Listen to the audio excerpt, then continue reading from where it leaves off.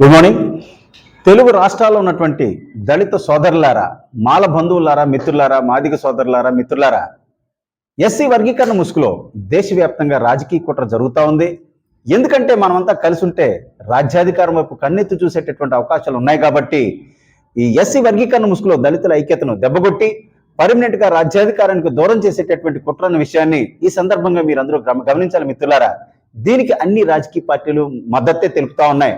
Congress party కానీ, BJP కానీ, లోకల్గా తెలుగుదేశం కానీ, వైసీపీ కానీ, జనసేన కానీ అందరూ మద్దతు పలుకుతా ఉన్నారు మిత్రులారా. భారతదేశ చరిత్రలోనే ఇంత దారుణమైనటువంటి కుట్ర నేను ఎప్పుడు చదవలేదు, చూడలేదన్న విషయాన్ని మీకు అందరికీ తెలియజేస్తా ఉన్నాను. ముఖ్యంగా ఇది మాదిగ సోదరుల యొక్క ఐక్యతపై దాడి జరుగుతా ఉంది మిత్రులారా. ఎందుకంటే ప్రతి ఒక్కరూ గమనించండి, దేశం మొత్తం మీద ఎస్సీ లిస్టులో 1108 ఎస్సీ కులాలు ఉన్నాయి. పాన్ ఇండియన్ ఎస్సీ క్యాస్ట్ ఏదైనా ఉందంటే అది మాదిగ సోదరులే. నార్త్ ఇండియాలో చమార్లు అంటారు మిత్రులారా. ఈ ఎస్సీ లిస్ట్ ఉన్నటువంటి ఒక ఎస్సీ కులం భారతదేశ చరిత్రలో కానీ, ప్రపంచ చరిత్రలో కానీ సొంతంగా పార్టీని పెట్టి స్వతంత్రంగా రాజ్యాధికారాన్ని మరి పొందినటువంటి పార్టీ క్యాస్ట్ ఏదైనా ఉందంటే అది మాదిగ సోదరులే, చమార్లు అంటారు. కాబట్టి చమార్లు ఎస్సీ కులాలకు సొంతంగా రాజ్యాధికారం సాధించవచ్చు అనేటటువంటి పరిస్థితిని మిగతా ఎస్సీ కులాలకు కూడా కల్పించారు. కాబట్టి వారిని దెబ్బ కొట్టాలి, లేకపోతే బీజేపీ నార్త్ ఇండియాలో హిందీ హార్ట్లాండ్ లో గెలిచేటటువంటి పరిస్థితులు లేవు. కాబట్టి ఈ చమార్ వర్గీయులైనటువంటి మరి కాన్షీరామ్ గారు మాయావతి స్థాపించినటువంటి బీఎస్పీ పార్టీని దెబ్బకొట్టే కార్యక్రమంలో భాగంగానే ఈ ఎస్సీ వర్గీకరణను తెరపైకి తీసుకురావడం జరిగింది మిత్రులారా. भाइयों बहनों सुनिए, एससी आरक्षण वर्गीकरण के बहाने देश भर में सभी राजनीतिक पार्टियां दलितों की एकता को कमजोर कर रही है.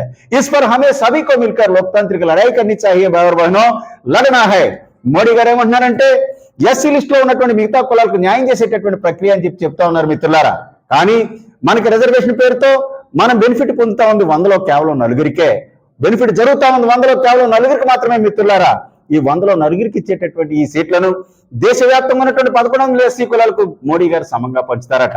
మన రేవంత్ రెడ్డి, చంద్రబాబు నాయుడు తెలుగు రాష్ట్రాల్లో 59 ఎస్సీ కులాలకు 100లో 4గురికి ఇచ్చేటటువంటి ఈ సీట్లను సమంగా పంచుతారట మిత్రులారా. ఇదే ఎస్సీ వర్గీకరణ అంటే 100లో 4గురికి ఇచ్చేటటువంటి ఈ సీట్లను సమంగా ఎలా పంచుతారు? మోడీజీ सुनिए, जरा सोचिए.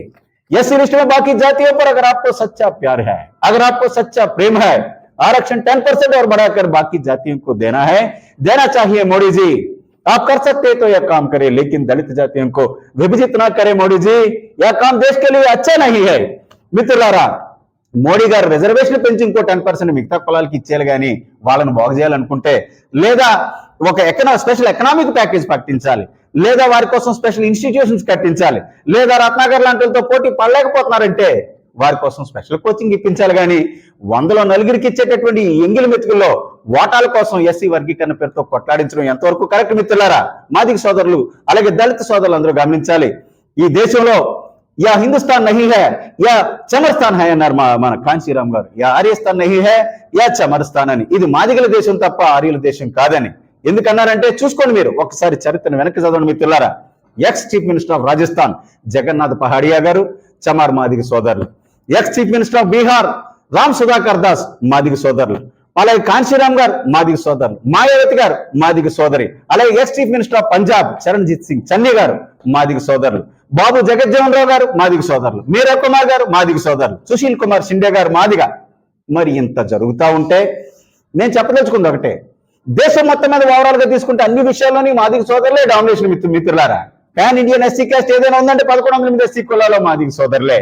ఒక్క తెలుగు రాష్ట్రాల్లో మాల సోదరులు మాదిగల కన్నా ముందున్న మాట నిజమే. దేశవ్యాప్తంగా దళితుల ఐక్యతపై కుట్ర చేసి రాజ్యాధికారానికి దూరం చేసేటటువంటి ప్రక్రియలో భాగంగానే ఎస్సీ వర్గీకరణ తెరపైకి తీసుకురావడం జరిగింది. ఎక్కడైనా కళ్ళు తెరవండి. నేను వ్యక్తిగతంగా ఎస్సీ లిస్టులో ఉన్నటువంటి మిగతా కులాలకు వ్యతిరేకం కాదు.